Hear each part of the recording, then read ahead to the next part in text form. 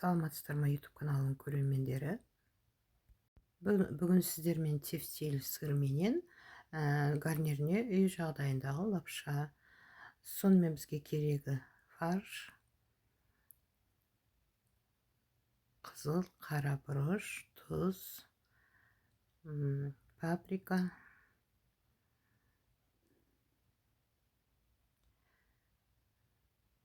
сарымсақ, құрғақ сарымсақ ұнтақталған, базилик, райхан ұнтақталған, және паприка дәмдеуштерден. Арасына сыр салуға сыр керек болады. Үй жағдайында әжге, пияз, томат, әжге, жұмыртқаның екеуі, біреуін фаршқа, біреуін қамырға қосатын боламыз. Су, бір жұмыртқа, тұз керек қамырына. Сонымен бірінші қамырын үйлеп бастырып қоямыз.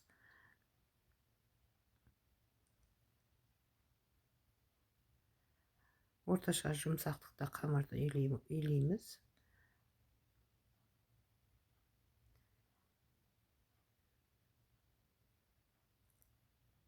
Бір 20 минутқа қойып қоямыз. 20 минуттан кейін бір қайтарып қоямыз.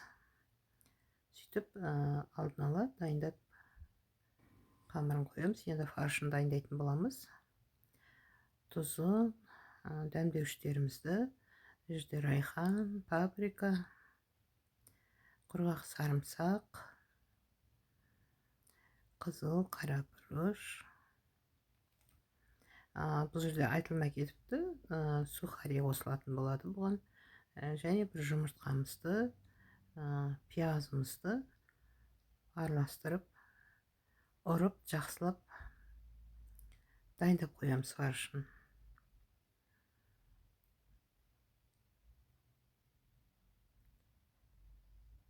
Ұзақ ұрып, басы ажырап кетпейтіндей етіп, жақсылап істеп қоямыз. Міне дайын болды. Міне осылай бірінші барлығын бөліп домалақтап аламыз.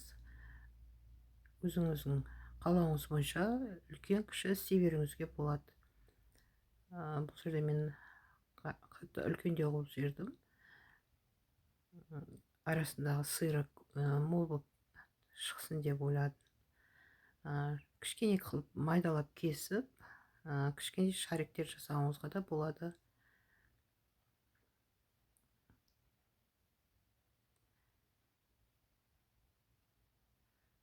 Тоғыз шарик болды. Соған 9 сыр кестім бұл жерде. Алдын ала дайындап. Міне осылайша шелпектеп жазып аламыз. Қолымызға, арамызға салып, үстіне сырымызды салып, осылай ішіне орап жібереміз. Қолыңызды кішкене сулап алып тұрғаныңыз өзіңізге ыңғайлы болады.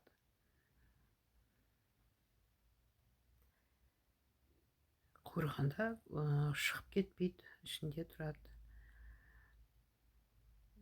Өте дәмді, әдемі, керемет тағам болады тефтель.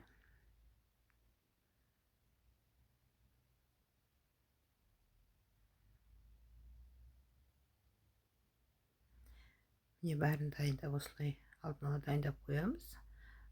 Сосын бірінші тефтельдерімізді қуырып алатын боламыз. Екі жағын қызартсақ болды.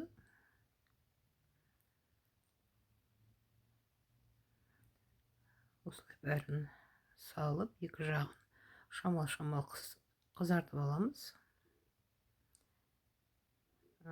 Кейін тушт ететін боламыз. Сондықтан да қазір екі жағы қызарса ғана болды. Міне осылай бір жағы уже қызарды. Екінші жағын қызартамыз.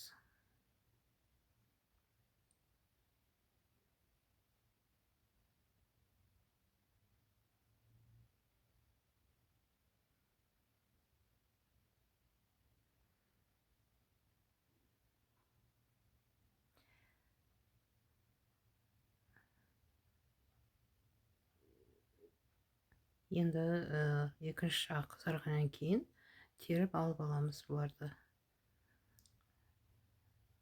майымызды азайтып, соған пиязымызды, томатымызды, жегемізді қуырып алатын боламыз. Үстіне қайта салып тушить ететін боламыз.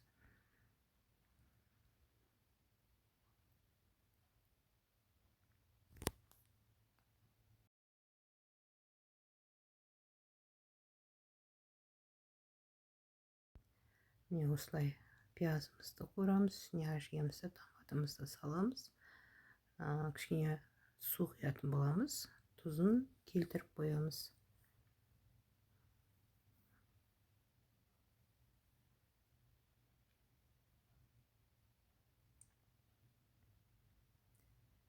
Осының үстіне қайттан тефтелерімізді қойып шығамыз. Сөйтіп 1-20 минутқа бұқтырып қоямыз.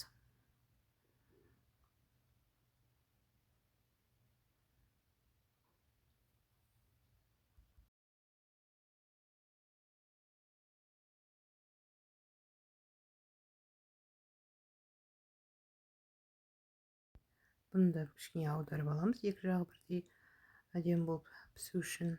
Енді біз қамырымызды жая бастаймыз. Тым жұқа етпей, қамырды кесіп алатын боламыз жайып.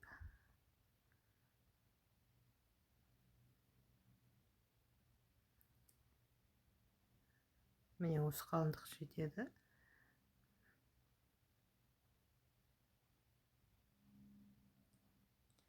Бұны оқтыдан осылай сырып аламыз.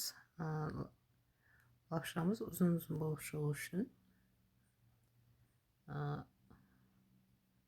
Шамалы қалыңшалау етіп кесетін боламыз.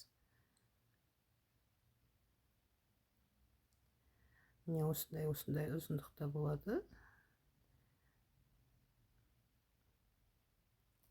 Осыны қайнап тұрған тұзды суымызға салып, бір қайнатып пісіріп аламыз. Міне подлив дайын болды бізде.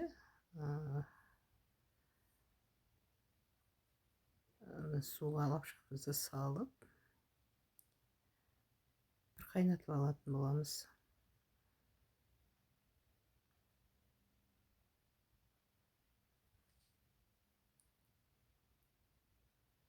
Дәміне қарай тұзын салып, енді дайын болған тефтелдерімізді аламыз. Осы подливке лапшаны салып алатын боламыз.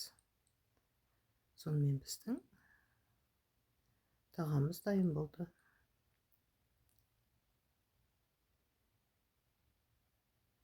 Лапшамызды салдық. Енді подливке бір аунатып аламын. Кішкене 5 минутқа қойып қоямыз.